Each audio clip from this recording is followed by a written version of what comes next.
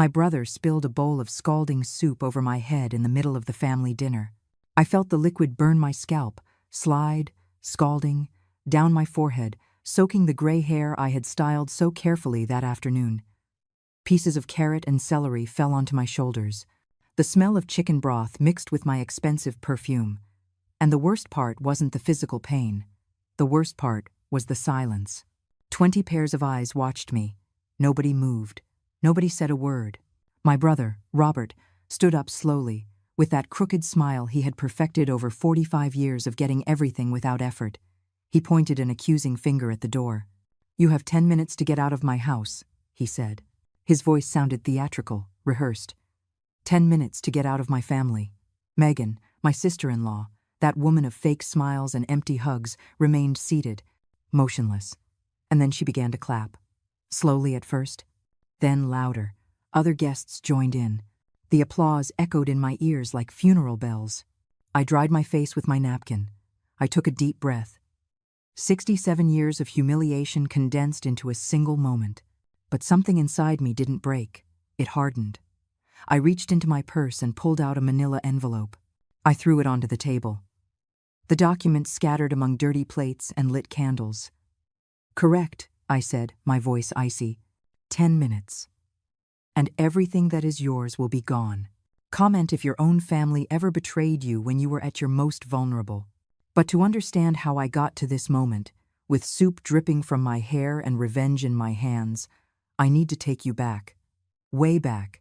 To when I was just an invisible girl in a house full of voices that never said my name with love. I grew up knowing I wasn't enough. That I would never be enough. My brother, Robert, was the sun our family revolved around. I was just a shadow in the corner. Every one of his achievements was celebrated like he had discovered the cure for cancer. He got a C in math, and my mother, Susan, organized special dinners. He won a high school football game, and my father, Richard, invited the neighbors over to celebrate. I brought home straight A's and got a distracted nod. I won the science fair and got a "That's nice, Catherine," without them looking up from the newspaper. I remember one Christmas. I was 11.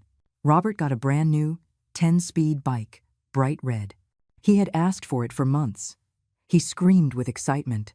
He hugged Mom. The photographs of that moment still exist in an album I never open. I got a knitted sweater, 2 sizes too big, mustard-colored, used. It smelled like mothballs. It had a stain on the sleeve. I smiled and said thank you, because that's what was expected of me. Always be grateful. Always be invisible. Robert broke that bike in 3 months, left it in the rain, abandoned it in the garage until it rusted. But he already had something new. There was always something new for Robert. The only person who truly saw me was my grandfather, Arthur. When I entered a room, his eyes lit up. When I spoke, he listened to every word as if it were sacred poetry. "Catherine," he would tell me as we walked through his garden of roses and jasmine, "you have fire in your eyes. Don't let anyone put it out." I was 13 the first time he told me that. I didn't fully understand it then, but I kept those words like a secret treasure. Grandfather Arthur had been a surgeon, one of the best of his generation. Already retired when I was born, he kept his medical textbooks on oak shelves in his study. He let me flip through them, sit in his worn leather armchair, dream of impossible futures for an invisible girl. "Do you want to be a doctor, Catherine?" he asked me one day. "Yes," I answered without hesitation. "I want to be remembered for something important." He smiled. That smile that crinkled the corners of his eyes. "Then you will be. And when you make it, they will understand what they let pass by." But my family never understood. At 18, I was accepted into the State University on the pre-med track, a full-ride scholarship for my exceptional grades. My mother barely looked up from her magazine. "That's nice," she said in that flat tone she used for everything related to me. "You'll be very busy then." My father grunted something about how hard it would be. Robert laughed. He said I'd probably drop out in the first semester because women weren't cut out for that. Grandfather Arthur took me to dinner at a fancy restaurant. Just the two of us. We toasted with sparkling cider, because I wasn't old enough for wine. "To Dr. Catherine," he said, raising his glass, the woman who will show the world what she's made of. I cried that night in my room. Not from sadness, from a strange mix of gratitude and pain. Gratitude for having at least one person who believed in me. Pain because that person shouldn't be the exception. The university years were brutal. I studied until my eyes burned. I worked night shifts at a diner. I slept 4 hours a night. Every time I felt like I couldn't go on, I remembered my grandfather's words, the fire in my eyes. I couldn't let it go out. Robert went to the university to study business administration. My parents paid every cent. They bought him a new car. They rented him an apartment near campus. He failed out of the first year 3 times. Parties, alcohol, girlfriends who changed every month. My parents justified every failure. He's finding his way, Mom would say. Boys need time, Dad would add. I graduated with honors in 6 years. Robert took 9 years to finish a 4-year degree, but when he finally did, the party was the event of the year. More than 100 guests, a rented hall, a live band, a 3-story cake. When I graduated from medical school, Grandfather Arthur took me to dinner. Just the 2 of us. My parents were busy with, I don't remember what. Robert didn't answer my call. Catherine, my grandfather told me that night, his eyes shining with pride, always remember this. True family isn't the one that shares your blood. It's the one that recognizes your light when everyone else is blind. I didn't know then that those words would be prophetic. That decades later, on a night of hot soup and public humiliation, those words would ring out like bells of justice. Medical residency was my personal hell. 36-hour shifts at the hospital, hands trembling with exhaustion while I sutured wounds. Life or death decisions with cold coffee as my only fuel. There were moments when my body simply begged to give up, but I didn't. Every patient saved was a victory against everyone who said I couldn't. Every time a patient took my hand and thanked me with tears, I felt my existence had a purpose beyond being the forgotten daughter. Grandfather Arthur visited me when he could. He brought home-cooked food in Tupperware containers, which I devoured between shifts. He would sit in the hospital cafeteria for hours, just waiting for me to have 10 minutes free. I'm proud of you, he always told me. More than words can express. I needed to hear that. I needed it like air.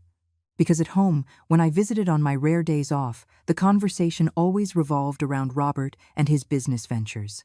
He had decided to be an entrepreneur. He didn't want to work for anyone. He was destined to be a boss, not an employee. My parents were in awe and gave him $50,000 as an initial investment, a sporting goods store that went bankrupt in 8 months. He lost everything on inventory he never sold and a lease that was too expensive, but my parents just said it was part of the learning process. They gave him another $30,000 for his next idea, a food delivery app. Before those apps were popular, it could have been visionary if Robert had the slightest clue about technology. He hired cheap programmers. The product was full of bugs. He advertised a service that didn't work. 6 months, and it all collapsed. I finished my residency and began a specialization in cardiovascular surgery, one of the most difficult fields, most demanding, most competitive. I chose it for exactly that reason. I wanted to be where the mediocre couldn't reach. I spent 4 more years perfecting my technique. I studied under the best. I attended international conferences, paying for my own tickets. I read every new paper that was published. I became a sponge, absorbing knowledge as if my life depended on it. It worked. At 38, I was offered a position at one of the most prestigious hospitals in the country, not just as a surgeon, as the chief of cardiovascular surgery, recognition that doctors with 20 more years of experience dreamed of receiving. I called my family. My hands were shaking. For once, I thought maybe they would say something meaningful, that they would recognize their invisible daughter had achieved something extraordinary. My mother answered, "Catherine? What a surprise! Is something wrong?" "No, Mom, just the opposite. I was just named Chief of Cardiovascular Surgery at Metropolitan General Hospital. It's one of the most important positions in the country." Silence. So long I thought the call had dropped. "Mom, are you there?" Yes, that's nice, dear. Congratulations." "Hey, can I call you back later?" We're organizing a dinner for Robert. He got investors for his new company. We want to celebrate in a big way." I hung up without saying goodbye. I sat on the floor of my empty apartment. I cried until I was dry. 38 years old, and I was still expecting something different. I was still expecting them to see me. Grandfather Arthur called that same night.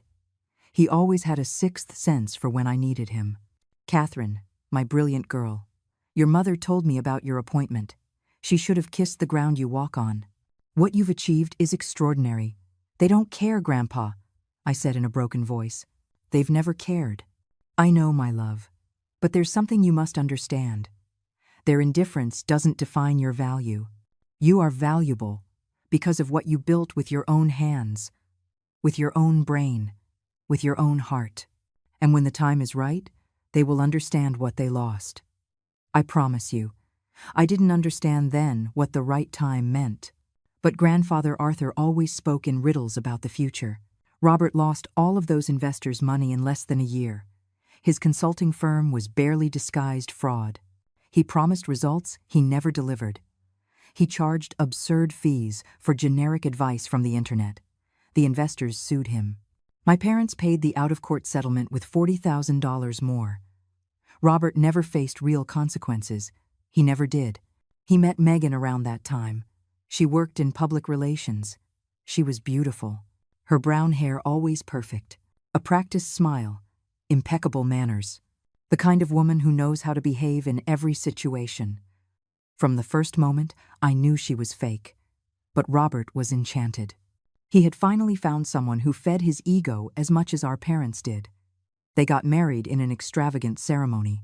More than $100,000. All paid for by Susan and Richard. I was invited as an obligation.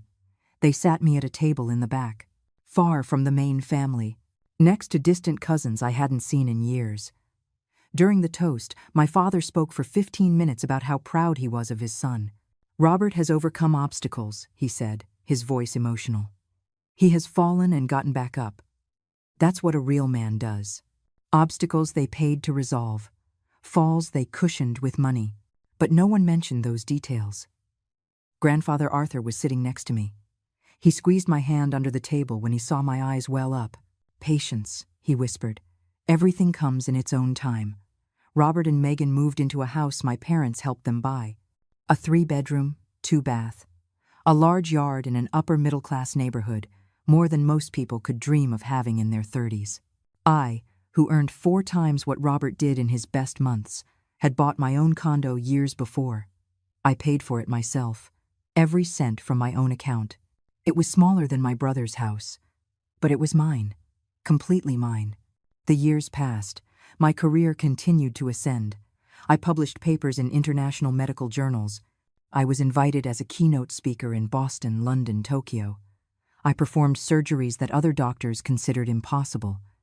I saved lives that others had given up on. I appeared in medical documentaries. I was interviewed on national news programs as an expert. My face became recognizable in professional circles. Young doctors asked for my advice. Students wanted to intern under my supervision. My family? They barely noticed. When I appeared on a national television program talking about advances in heart transplants, my mother commented that my hairstyle wasn't flattering. My father said I had spoken too quickly. Robert didn't even watch the program. Grandfather Arthur recorded it on VHS. He watched it 3 times. Someday, he told me during one of our private dinners, "They are going to want to brag that you're their daughter. They're going to tell everyone that the famous Dr. Catherine is their family. And when that day comes, I want you to remember this moment. I want you to remember who was here when you were invisible." Robert continued to sink in his own failures while I reaped success. But his ego never diminished. If anything, it grew proportionally to each financial disaster, as if reality couldn't touch him, always protected by the infinite mattress of our parents' money. After the consulting fiasco, he decided to become a real estate developer. He convinced Megan to leave her stable job to join his adventure. "We're going to be millionaires," he promised her, with that blind confidence only the incompetent possess. My parents gave him $60,000 for the first project, an old house in a declining neighborhood that, according to Robert, had incredible potential. He hired cheap workers, terrible work. The renovation took triple the planned time. It cost double the budget. When he tried to sell it, the market had changed. He had to sell at a loss. But Robert had explanations for everything. The economy had been against him. The workers betrayed him. The agent was incompetent. It was never his fault. Never. I watched him from afar. From my world of successful surgeries and professional recognition, I felt a mix of pity and repulsion. Pity because it was pathetic to see a man in his 40s depending on his parents like a teenager. Repulsion because he never showed humility or gratitude. There was a time, when I was 43, that I tried to reach out to him. I thought that maybe if I offered genuine help, we could build something resembling a real sibling relationship. I called him on a Tuesday afternoon. "Robert, I heard you're looking for new opportunities. I have contacts in hospital administration. There are management positions that might interest you. Real, stable work, good salary." He laughed. A dry, cruel laugh. "Real work? You mean being someone's employee?" "Catherine, I'm not made to be a common worker. I'm an entrepreneur, a visionary. You can't understand that because you're just a glorified employee who cuts up bodies for money." I hung up without responding. That was the last time I tried to help him. The last time I extended an olive branch that he burned before it could even touch him. Grandfather Arthur was now 87. His health was beginning to decline. Heart problems. Ironically, my field of specialty. I personally reviewed all his charts. I consulted with the best cardiologists in the country. I made sure he received the best possible treatment. I spent every free moment with him. Dinners at his house where he told stories from when he was young, of his own revolutionary surgeries, of patients he remembered decades later. He spoke to me of my grandmother, who died before I was born, with a love so pure it made me believe true love existed. "Catherine," he said one night as we souped tea in his living room full of old books, "I need to talk to you about something important." His voice sounded different, more serious, more urgent. "What is it, Grandpa? Do you feel sick?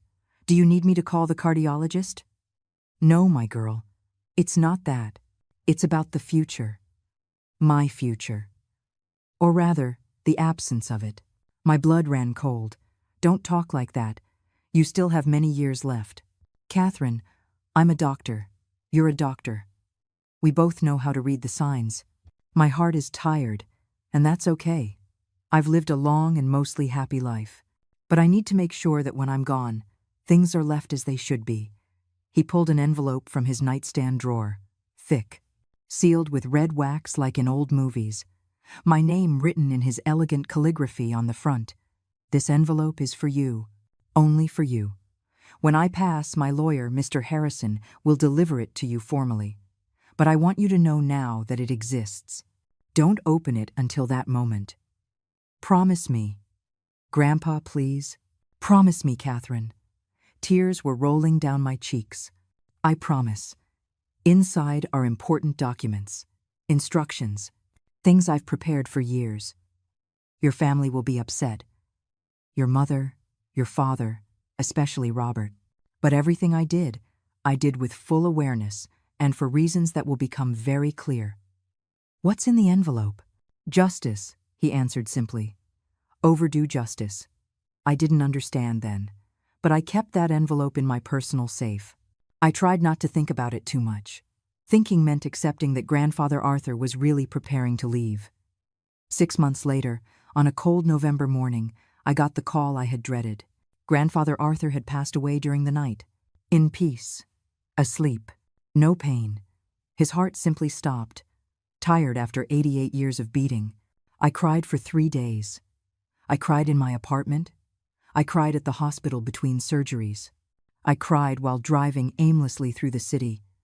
I had lost the only person who truly loved me, the only person who saw me completely. The funeral was strange. My parents cried, but their tears seemed performative. Robert looked annoyed, as if the funeral was an inconvenience in his schedule. Megan stayed by his side, whispering things in his ear, looking at her phone when she thought no one was watching. I sat in the front row. A dark gray dress, eyes swollen from crying. I held my grandfather's hand in the open casket before the service, still warm. I leaned in and whispered, "Thank you for everything, Grandpa, for seeing me, for loving me, for teaching me that my value doesn't depend on them." After the service, my grandfather's lawyer approached me, an older man named Mr. Harrison, impeccable black suit, worn leather briefcase. "Dr. Catherine," he said in a soft but formal voice. "Mr. Arthur left specific instructions. I need to meet with you in private as soon as possible. There are urgent matters to discuss." My mother overheard part of the conversation. "Matters? What matters?" "We are the family. Whatever Dad left concerns all of us." Mr. Harrison looked at her with a neutral, professional expression. "Mrs. Susan, I respect your position. However, Mr. Arthur was very clear.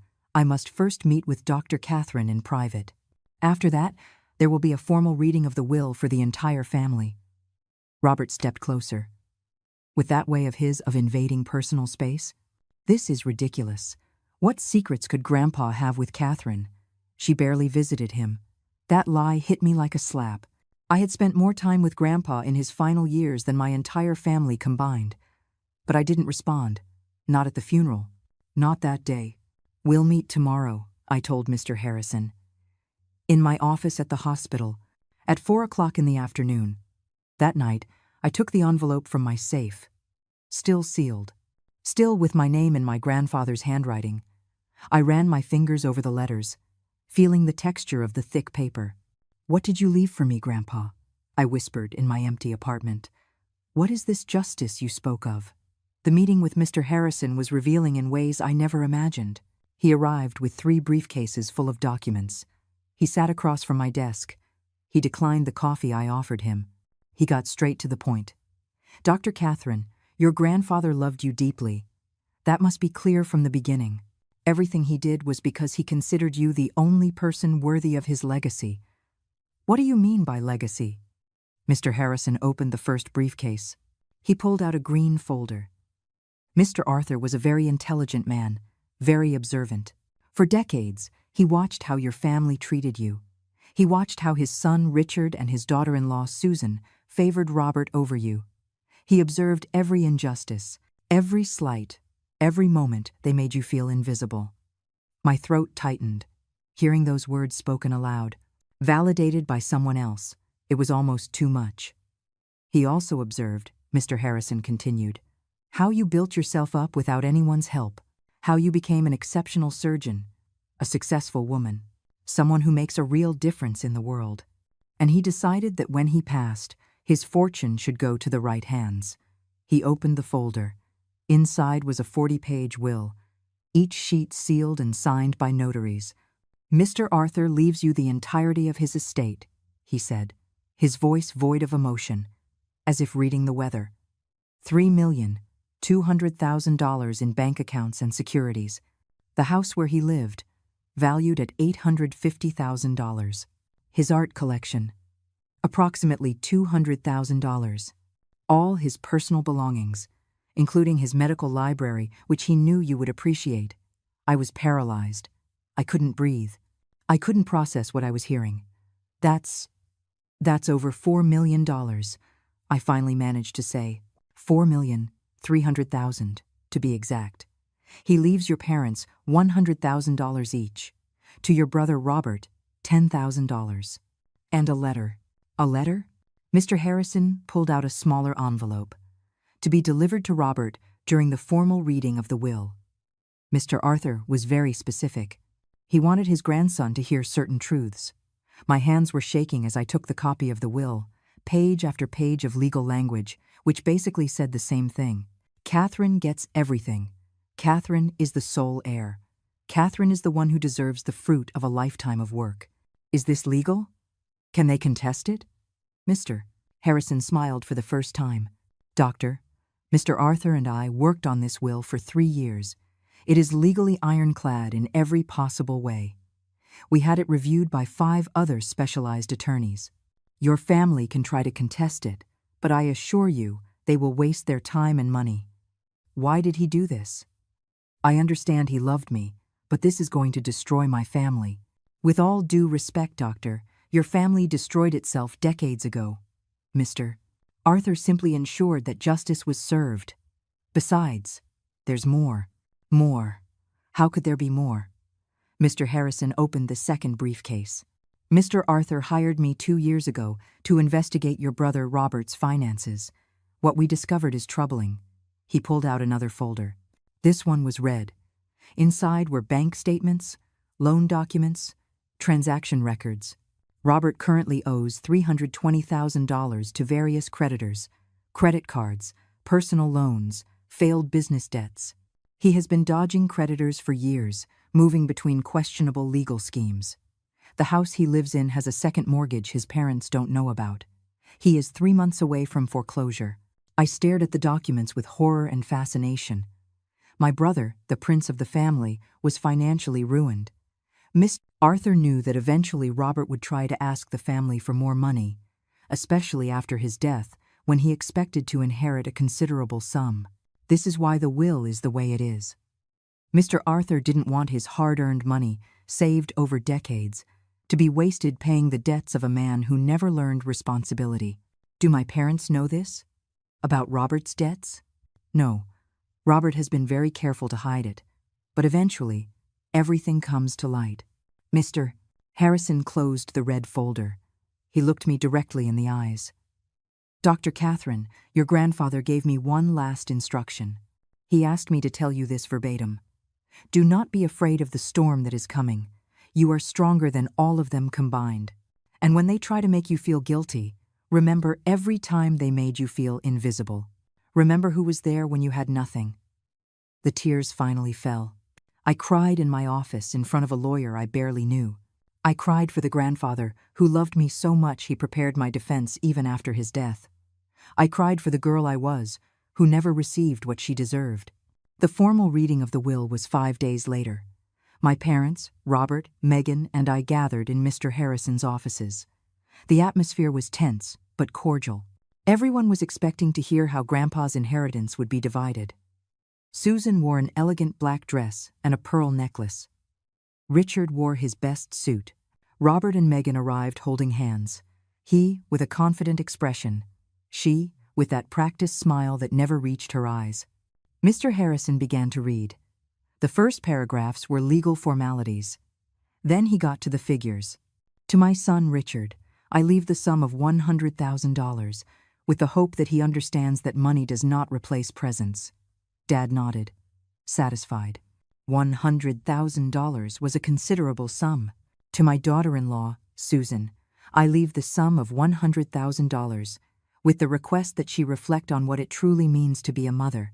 Mom frowned slightly at the second part, but the money seemed to soften any offense. To my grandson, Robert, I leave the sum of $10,000. The silence was absolute. Robert sat up straight in his chair. 10,000? Only 10,000? Mr. Harrison continued as if he hadn't heard. And a letter, which I will now proceed to read per the testator's instructions. He pulled out a paper with my grandfather's handwriting. My heart was beating so hard I thought everyone could hear it. Robert, I have watched you for 42 years. I have watched you waste opportunity after opportunity. I have watched you take your parents' money without gratitude or shame. I have watched you treat your sister with contempt when she surpasses you in every way. The $10,000 is more than you have ever earned honestly in your life. Robert stood up violently. The chair fell backward with a crash. This is a joke. It has to be a damn joke. Mr. Harrison raised a hand. Please, Mr. Robert, sit down. I have not finished reading. I'm not going to sit down. This will is a fraud. My grandfather was senile. Someone manipulated him. Sir, Mr. Arthur was evaluated by 3 different psychiatrists during the drafting of this will. They all certified that he was in full command of his mental faculties. If you wish to contest, you are within your rights, but I warn you, you will lose. Megan touched Robert's arm. Honey, sit down. Let's hear everything. He picked up the chair. He dropped into it, jaw clenched, the veins in his neck visible. My mother looked pale. My father was staring at the floor. Mr. Harrison continued reading the letter. I have watched as your sister, Catherine, built her life with her own hands, without help, without privilege, without the cushion of money that you always had. She is everything you could have been if you had chosen effort over entitlement. For this reason, and because she is the only person in this family who understands the value of work and dignity, I leave to Catherine the entirety of my remaining estate." "What?" Susan finally spoke. "Entirety? How much is the entirety?" "Approximately $4,300,000, plus properties and assets," Mr. Harrison replied.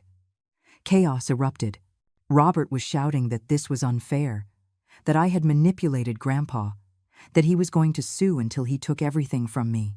Megan was trying to calm him, but her eyes were shooting daggers at me. My mother was crying, not from sadness, but from indignation. My father looked at me as if I had committed a crime. "Catherine," Richard said, his voice trembling with contained rage, "what did you do to Grandpa? How did you convince him of this?" "I didn't do anything," I replied with a calm I didn't feel. "I didn't even know about this until 5 days ago." "Liar," Robert shouted. "You were always a manipulator. You always wanted to be better than me." "I never had to want to be, Robert. I just am." The words left my mouth before I could stop them. But it was true. The truth I had lived my whole life without daring to say aloud. Robert moved toward me. Mr. Harrison stepped between us. "Sir, I ask you to control yourself, or I will have to call security." "This isn't over," Robert hissed. "I'm going to contest this will. I'm going to prove you manipulated him. I'm going to destroy you. Try it," I said, standing up. "But before you start a legal battle you can't win and can't afford, you should know that Grandpa also investigated your finances. I know about the $320,000 in debt. I know about the second mortgage. I know everything, Robert." His face lost all color. Megan looked at him, confused. "What is she talking about? What second mortgage?" "Shut up, Catherine," Robert said in a low, dangerous voice. "Why should I shut up? Why have I always had to shut up? You've all lived in a fantasy for decades, pretending Robert is successful when in reality he's a financial failure who has survived only thanks to our parents' money." Susan stood up. "Enough. I will not allow you to speak to your brother like that. He has worked hard. He has tried to build businesses. Not all of us are lucky enough to have your stable job." "Lucky?" The laugh that came out of me sounded bitter even to my own ears. "You think it was luck? I studied for years while Robert went from party to party. I worked 36-hour shifts while he slept until noon. I built a career while you gifted him everything. It wasn't luck, Mom. It was sacrifice. Something none of you understands." "You're ungrateful," my mother said, venom in her voice, "after everything we've done for you." "What have you done for me? What exactly? Tell me one thing. One single thing you did for me that you didn't do double for Robert." Silence. A deafening silence that answered my question better than any words. "That's what I thought," I said, grabbing my purse. "Mr. Harrison, send me whatever papers I need to sign. I'm leaving." "Catherine," my father finally spoke, "don't destroy this family over money." I stopped at the door. I turned around. "I'm not destroying it, Dad. You all did that decades ago. Grandfather Arthur just made sure there were consequences." I walked out of that office. I didn't look back. The calls started that same night. My mother, my father, even Robert tried, with a falsely conciliatory tone. They all wanted to talk, to reconcile, to find a fair solution. I ignored every call. I blocked their numbers. I needed space to process everything. I had expected to inherit something from Grandpa. Maybe $50,000. Maybe $100,000. I never imagined this. I never imagined he would leave me everything. The following months were strange. I signed papers, transferred properties, consolidated bank accounts. Grandpa's house was now legally mine. His medical books filled 3 entire bookshelves in my condo. His art collection hung on my walls. But the most valuable thing wasn't the money or the properties. It was the validation. It was knowing that someone had seen me, had valued me, had considered me worthy. Grandfather Arthur had given me something money couldn't buy, the confirmation that I wasn't crazy, that the injustices I had lived through were real. Robert tried to contest the will. As he had threatened, The process lasted 6 weeks before his lawyer told him it was a lost cause. He had spent $15,000 of the $10,000 he inherited, plus $5,000 borrowed on legal fees for nothing. My parents stopped calling after 3 months. I guess they finally understood I wasn't going to share the inheritance, that Grandpa's money was not available to rescue Robert from his endless debts. A year passed. Then, too, my life continued. Surgeries, conferences, patients saved. Grandpa's inheritance was wisely invested, generating returns I didn't even need because my salary was already more than enough. I thought about starting a foundation, something to honor Grandpa's memory, but I wanted to wait for the right moment. I wanted it to mean more than just money. And then, 2.5 years after the reading of the will, I got a call from Megan. Catherine. Her voice sounded sweet, almost friendly. I know it's been years since we spoke. I know things ended badly, but Robert and I wanted to extend an olive branch. We want to invite you to dinner. At our house. A family dinner. Intimate. Just us. Your parents. You. To try and heal. Every instinct told me to refuse. That this was a trap. That after years of silence, this sudden kindness couldn't be genuine. But a part of me, that part that was still the little girl who craved her family's love, wanted to believe that maybe they had changed, that maybe they had reflected, that maybe they were ready to truly see me. When would this dinner be? I asked cautiously. This Saturday. Nothing formal, just a family get-together. We've been thinking a lot, Catherine. Robert has realized a lot of things. He's matured. We really want to rebuild the bridges that were broken. There was something in her tone that didn't quite convince me. Too rehearsed. Too perfect. As if she had practiced every word in the mirror. Let me think about it, I replied. Of course. I'll text you the address. I truly hope you come. It would be important for everyone, especially for Robert. She hung up before I could respond. The text arrived 3 minutes later. The address was the same house they had always lived in. At least they hadn't moved. At least the second mortgage hadn't destroyed them yet. I spent the next few days debating with myself. My rational side screamed that this was a bad idea, that after years of silence, a sudden invitation couldn't mean anything good, that they probably wanted to ask me for money in some elaborate way. But my emotional side, the one I never managed to kill completely, whispered that maybe I should give them a chance, that maybe 2.5 years had been enough time for reflection, that maybe, finally, we could have something like a functional family. Have you ever wanted something to be true so badly that you ignore all the warning signs? Saturday arrived. I dressed carefully. I chose a beige dress. Elegant but not flashy. I didn't want to look like I was showing off my success, but I didn't want to look weak either. The balance was delicate. I drove to their house, my hands sweating on the steering wheel. The house looked the same as always. Well-kept lawn. Fresh sand-colored paint. 2 cars in the driveway. One was Robert's. Old but functional. The other I didn't recognize. Probably my parents. I rang the bell. Megan opened it with a wide smile. She was wearing a lavender-colored dress, her hair perfectly styled, as always. Catherine, I'm so glad you came. Come in, come in. The inside of the house smelled like home-cooked food. Roast chicken. If I wasn't mistaken, the dining room table was elegantly set. White tablecloth, candles, wine glasses. Too elegant for a simple, casual family dinner. My parents were already sitting in the living room. My mother wore a dark green dress and jewelry I hadn't seen on her before. My father wore a dress shirt and slacks. They were all dressed as if this were an important event. Catherine. My mother stood up and hugged me. A stiff, awkward hug. That lasted exactly 2 seconds. You look well. A little thin, maybe. Are you eating enough? The classic criticism disguised as concern. I'm perfectly fine, Mom. Robert came in from the kitchen with a bottle of wine. He looked different. Thinner, with pronounced dark circles under his eyes. Some gray hairs I didn't remember. The last few years had not been kind to him. Sister, he said, with what seemed to be a genuine smile. Thank you for coming. It means a lot to us. Thanks for the invitation. I responded automatically, still on alert. Dinner began with light conversation. The weather, the news, unimportant anecdotes. Megan served the chicken with elaborate side dishes. It all tasted good. I had to admit it. They had put effort into the food. But there was something strange in the air, an underlying tension. Glances exchanged between Robert and Megan, smiles that didn't quite reach their eyes. My mother nervously touching her necklace every few minutes. "Catherine," my father began, as he cut his chicken.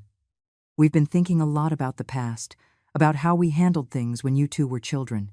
Here it came, the prepared speech. "We recognize that maybe we weren't as fair as we should have been," Susan continued. "That maybe we favored Robert in ways that weren't fair to you. Maybe." As if they still couldn't fully admit it. "We've grown," Robert added. "I've grown. I've had time to reflect on my behavior, on how I treated you, and I want to apologize. Truly, Catherine, I was an idiot, a terrible brother." The words sounded right. The tone seemed sincere, but something in my gut told me it wasn't, that this was a carefully orchestrated performance. "I appreciate the apology," I said neutrally. "What we want," Megan leaned forward with her most charming smile, "is to rebuild our family relationship, to start fresh, to leave the past behind." And to do that, Robert took a sip of wine. "We thought it might be good to do something together, as a family, a project that unites us." There it was. I knew there had to be something more. "What kind of project?" I asked. "Well," Robert exchanged a look with Megan, "I've been developing a new business idea, an integrative medicine clinic. It would combine traditional treatments with alternative therapies. It would be revolutionary.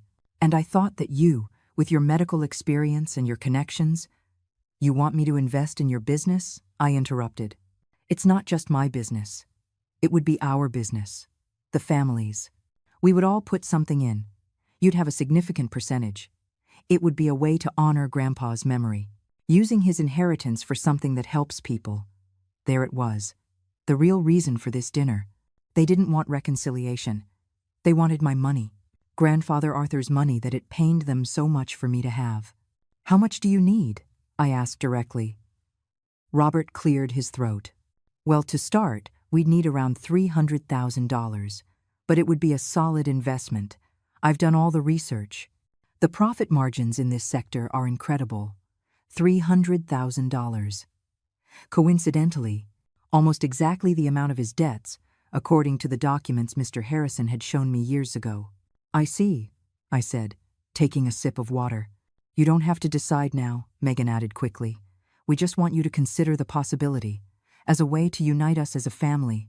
And we recognize," my father spoke again, "that you've worked very hard for your money, that Grandpa left it to you because he trusted you. But I also think he would have wanted the family to stay united. They were using Grandfather Arthur as an emotional tool, the same grandfather who had written explicitly in his will why he didn't trust Robert with money."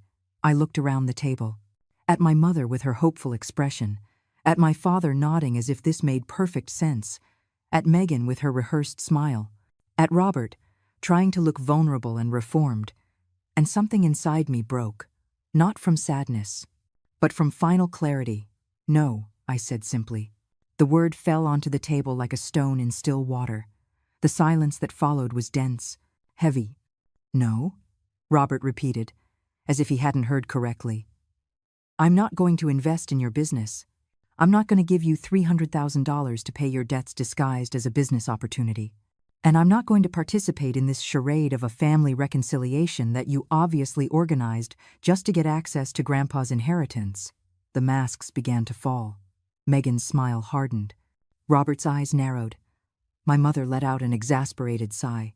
"Catherine, you're misinterpreting everything," Robert said, his voice tense. "This isn't about money. It's about family." "Really? Then explain to me why, in 2.5 years, I didn't receive a single call. Not one message, nothing. And suddenly, when you need $300,000, I'm your beloved sister again." "Don't be dramatic," my mother intervened. "We called you many times after the will. You were the one who ignored us. You called to demand I share the inheritance, to tell me it was unfair, to make me feel guilty for something I didn't decide. You never called to ask how I was. You never called just to talk. You only wanted the money." The money that should have been for the whole family? Robert spat. The words came out with venom. My grandfather was senile when he made that will. You manipulated him. Your grandfather was more lucid than you've been your entire life. And you know it. That's why you couldn't win the contest. Because 3 psychiatrists certified he was completely sane. You were always his favorite, Robert continued, his voice rising in volume. He always treated you like you were special, like you were better than all of us. He treated me with basic respect, something you all never did. That's not favoritism, Robert. That's the minimum a human being deserves. Basic respect. Robert laughed bitterly. You always thought you were better than us, always looking down on us, judging us with your perfect career and your perfect life. My life isn't perfect, but I built it myself, without help from anyone except Grandpa, who only gave me emotional support, not money. Everything I have, I earned with my own effort. Can you say the same, Robert? He stood up abruptly. The chair scraped against the floor. I'm sick of your self-righteous attitude. I'm sick of you acting like you're a victim. You had the same opportunities I did. The same opportunities? I stood up too. Did they give you $100,000 for your education? No, because they paid for it completely. Did they buy you a car at 18?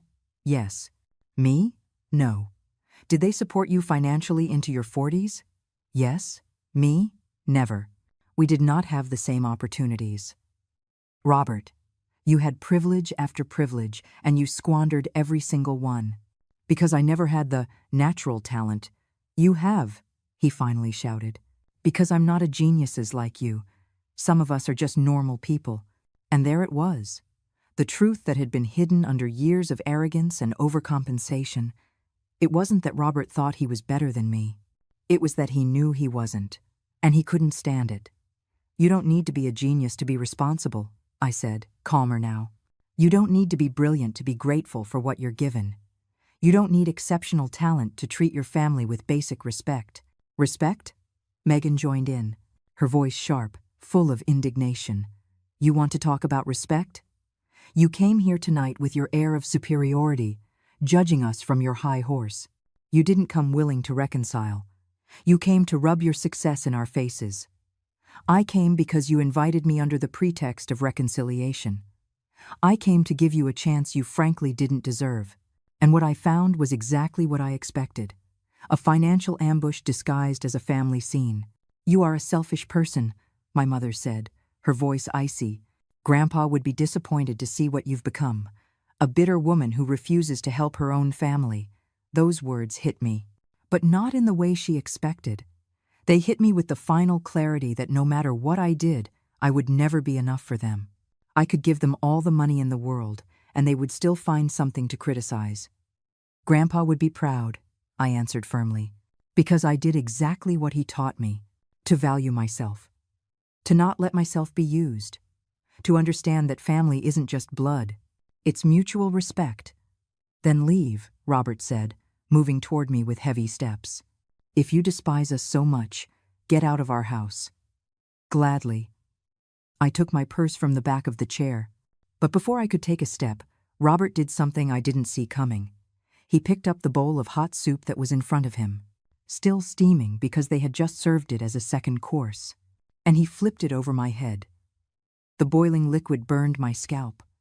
I felt it slide down my face, my neck, soaking my beige dress. Pieces of vegetables fell onto my shoulders. The pain was intense, but the shock was worse. 20 pairs of eyes were watching me, because we weren't alone. There were other people in the house, friends of Robert and Megan who had been in the adjoining living room, supposedly to arrive later, but who had clearly been there the whole time. Listening. You have 10 minutes to get out of my house, Robert said, his voice theatrical, pointing to the door. His face was red with rage. The veins in his neck were throbbing. 10 minutes to get out of my family. Forever. The silence was absolute. Nobody moved. Nobody protested. My parents sat still, staring at their plates. They said nothing in my defense. They did nothing to stop their son. And then Megan began to clap. Slowly, at first. Then louder. as if her husband had just done something admirable. The guests in the next room joined in the applause, applause that echoed in my ears like funeral bells. I dried my face with the napkin I still held in my hand. I took a deep breath. 67 years of humiliation had led to this moment. But I was no longer the invisible girl. I was no longer the woman who accepted slights in silence. I reached into my black leather purse, my purse that I always carried with me, where I kept important things, where, for some reason I couldn't fully explain, I had brought certain documents tonight. As if a part of me had known I would need them, I pulled out a thick manila envelope. I threw it on the table with so much force the wine glasses trembled. The documents scattered among the dirty plates and the still-burning candles. "Correct," I said with a calm that surprised even me. 10 minutes. And everything that is yours will be gone. Robert's smile faltered. Just for a moment. But I saw it. I saw the fear flash through his eyes before he could hide it. "What is this?" Megan asked, picking up one of the documents. "That," I said, wiping another piece of carrot off my cheek, "is Grandfather Arthur's will. In case you've forgotten, read it aloud, Megan. The part where he explains exactly why Robert received only $10,000. "We all know the will," Robert growled. "But your guests don't." I motioned to the next room, where the friends were still watching in silence. "Didn't you want an audience for my humiliation? Well, now they're going to hear the whole story." I pulled out another document. "This is a detailed financial report of your debts, Robert. $320,000. Did you tell Megan about the second mortgage on this house? Did you tell her you're 2 months away from losing everything?" Megan turned to her husband, her eyes wide. "What is she talking about?" "She's lying," Robert said, but his voice trembled. "I'm not lying, and I can prove it." I pulled out another paper. "This is the second mortgage document, signed by you 18 months ago, $75,000 at 25% annual interest.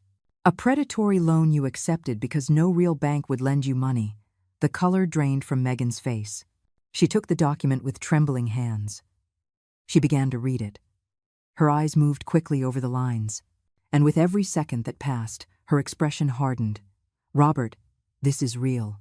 Her voice was barely a whisper, but loaded with contained fury. "Megan, let me explain," he began. "You mortgaged our house without telling me? $75,000? What did you spend that money on?" But I wasn't finished. I pulled out another document, then another, then another. I spread them on the table like cards in a poker game where I held the winning hand. "This is a $30,000 loan you took out using false information about your income. Technically, it's fraud. This other one is a credit card that's been in collections for 8 months. Here's a lawsuit from a former business partner who says you stole $45,000 from him. Should I continue?" Robert tried to snatch the papers, but I moved faster. Years of surgery had perfected my reflexes. "Don't touch me," I said, my voice icy. "You already burned me with soup. If you lay a hand on me again, I will call the police. And believe me, with all these documents of fraud, they would love to talk to you." He stopped, breathing heavily like a bull about to charge. "But wait," I continued, enjoying every second of watching his world crumble. "There's more. Because Grandfather Arthur didn't just investigate your finances. He left me specific instructions on what to do with certain information." I pulled out a different folder. This one was dark green. "Remember those investors who lost money in your consulting firm 5 years ago? The ones who accepted an out-of-court settlement paid for by our parents?" "Catherine, don't you dare," Robert said in a dangerously low voice. "It turns out one of those investors was a personal friend of Grandpa's, and when he learned what had happened, he contacted others who were also scammed by you. There are 6 people in total who lost a combined $230,000 because of your false promises."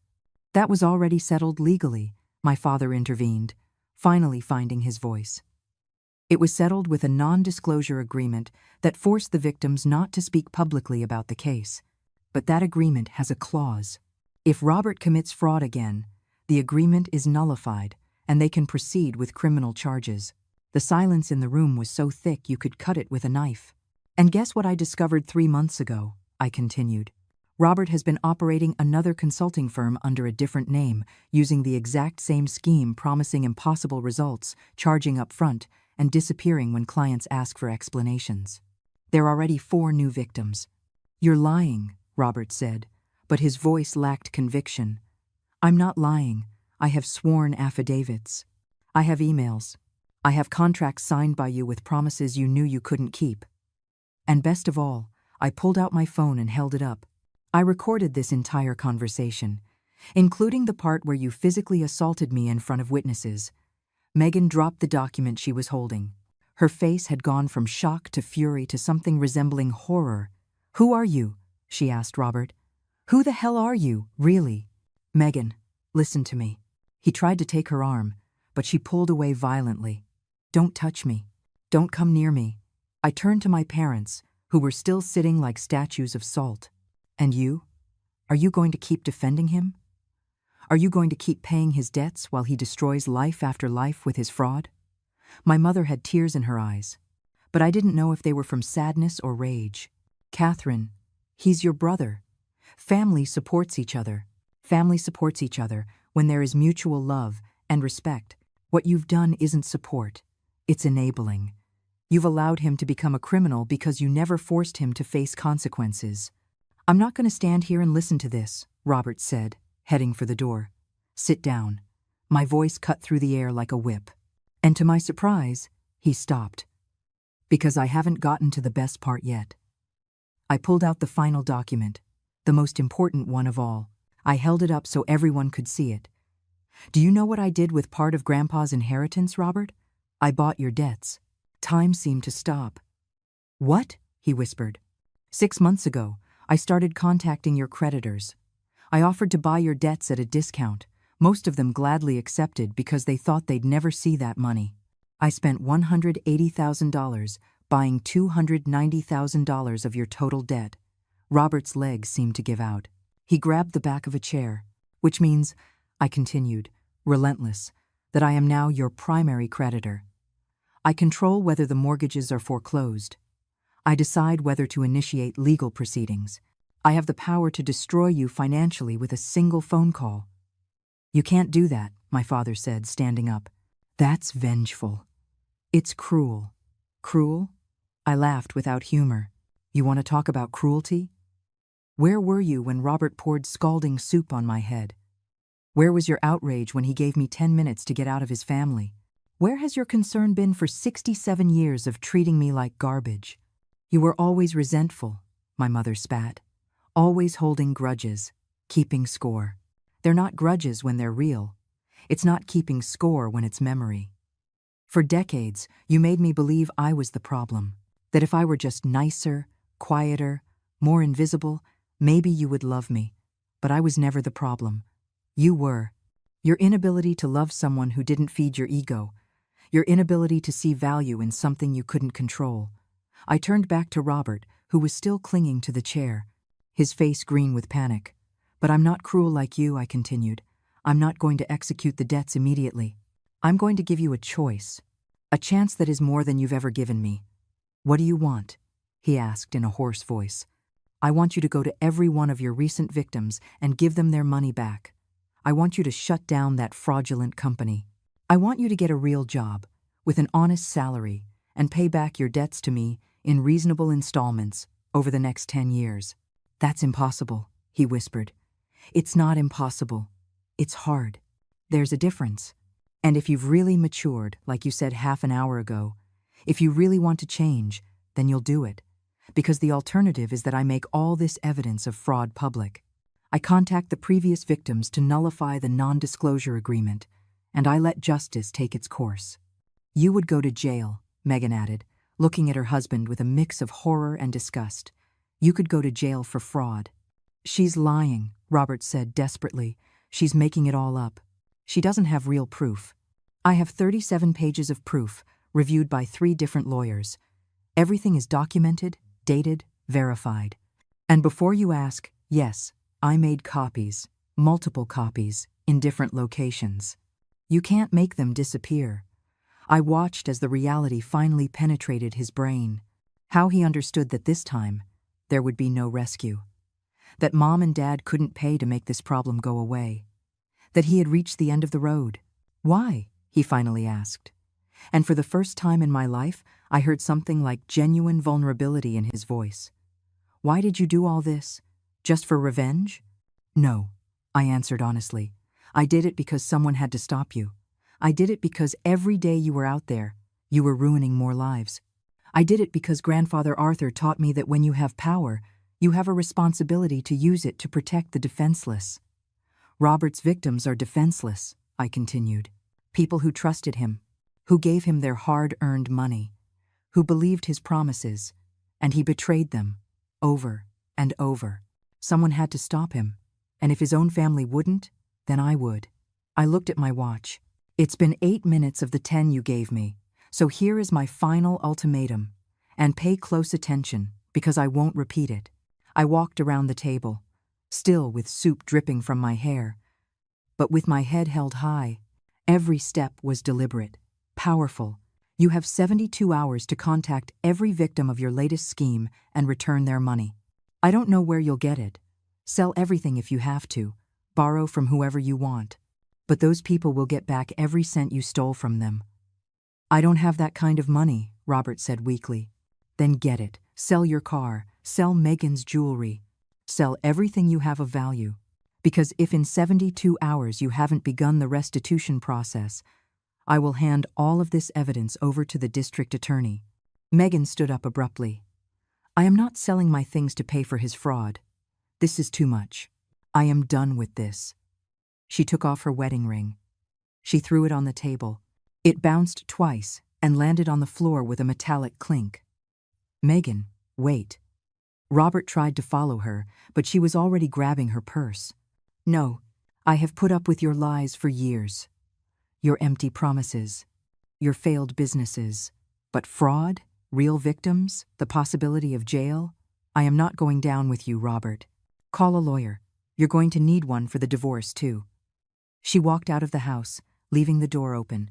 The sound of her car starting echoed in the silence she left behind. Robert sank into a chair, his head in his hands. For the first time in his life, he looked truly defeated. There was no ego, no arrogance. Just a 45-year-old man finally facing the consequences of decades of irresponsibility. But that's not all, I continued, without mercy. I still had 2 minutes of the 10 he had given me. This house. The house you ordered me out of in 10 minutes. Do you know whose it really is? Robert lifted his head slowly. When you bought this house 13 years ago, Mom and Dad gave you $150,000 for the down payment. You took out a mortgage for the rest, but you could never consistently make the payments. You refinanced 3 times. You took out that second mortgage, and 4 months ago, when you were about to lose it, someone paid off all your mortgage debts. I pulled out the last document, a deed. It was me.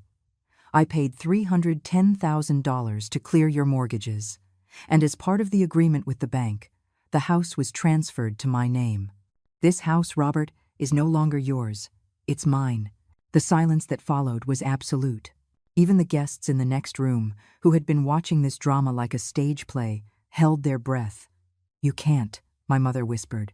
You can't take his house. It's not his house anymore. It's my house, and I have every legal right to ask him to leave. In fact, I checked my watch again. I told him that in 10 minutes, everything that was his would be gone.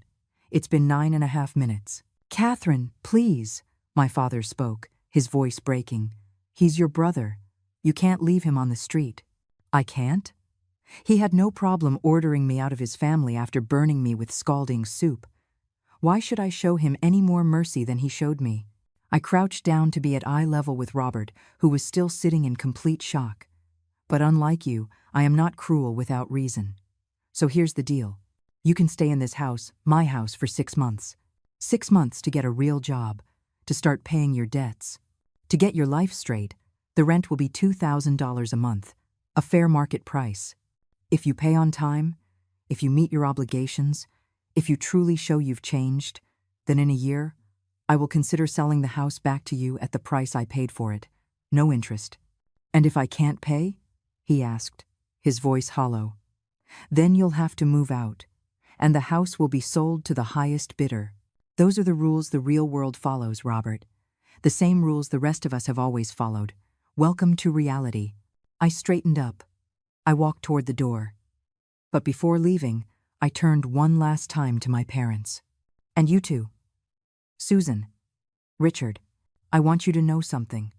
For 67 years, I searched for your approval, your love, your recognition.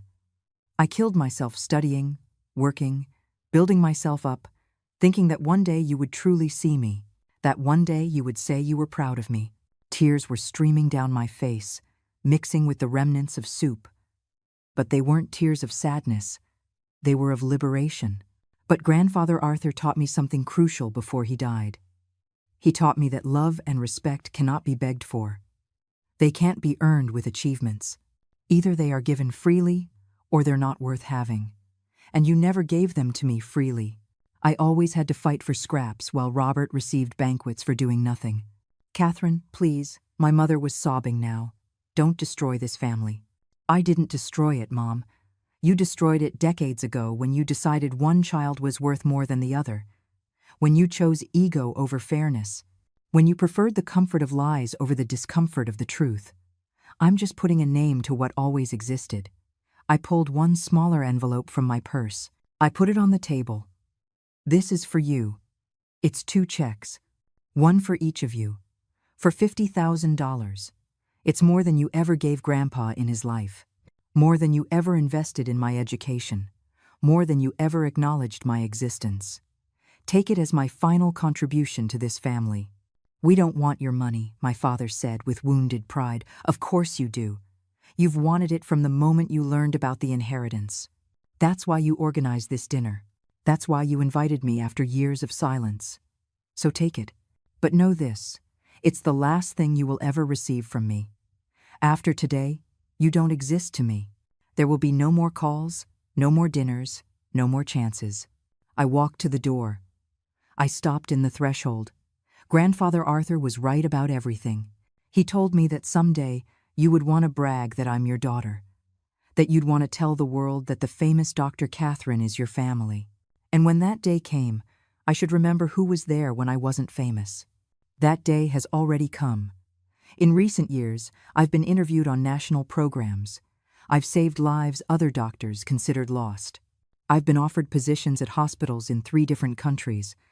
And every time someone asks me about my family, do you know what I say? I say my grandfather was the best man I ever knew. And then I change the subject, because you don't deserve to be part of my success story. The 10 minutes were up. I looked at my watch one last time. My 10 minutes are over, and sure enough, everything that was yours has disappeared. Your son lost his house, his wife, his false image of success. You lost your daughter, not because I'm cruel, but because I finally understood what Grandpa tried to teach me, that my value does not depend on your recognition. I walked out of that house with my head held high, with soup still dripping from my hair, but with my heart lighter than it had felt in decades. I heard sobbing behind me. But I didn't look back. There was nothing there worth keeping. 3 years have passed since that night. Robert complied with the ultimatum. He returned the money to his victims, selling everything he had of value. He got a job in sales. Nothing glamorous, but honest. He pays his rent on time every month. He still has 7 years left to pay off his debt to me. But at least he's trying. Megan divorced him. She moved to another city. My parents tried to contact me several times during the first year. I ignored every call, every message, every letter. Eventually, they stopped trying. And I, with part of Grandfather Arthur's inheritance, created the Arthur Foundation for Young Physicians. We give full-ride scholarships to medical students who come from unsupportive families, who have to build themselves up alone, who are invisible in their own homes. In 3 years, we have helped 47 students fulfill their dreams. Every time I award a scholarship, I see Grandfather Arthur in their eyes. I see the gratitude, the determination, the fire that can't be put out. And I know he would be proud, because in the end, true family isn't the one that shares your blood. It's the one that recognizes your value, celebrates your achievements, and supports you in your falls. It's the one that sees you when you are invisible to everyone else. Grandfather Arthur was my true family. And now, these 47 students, and the hundreds who will come after, they are my family too. A family I built myself, based on mutual respect and genuine love. Do you see? Sometimes the family you need isn't the one you were born into. It's the one you choose to build when you finally understand your own worth. Blood screams, but respect whispers, and it lasts longer.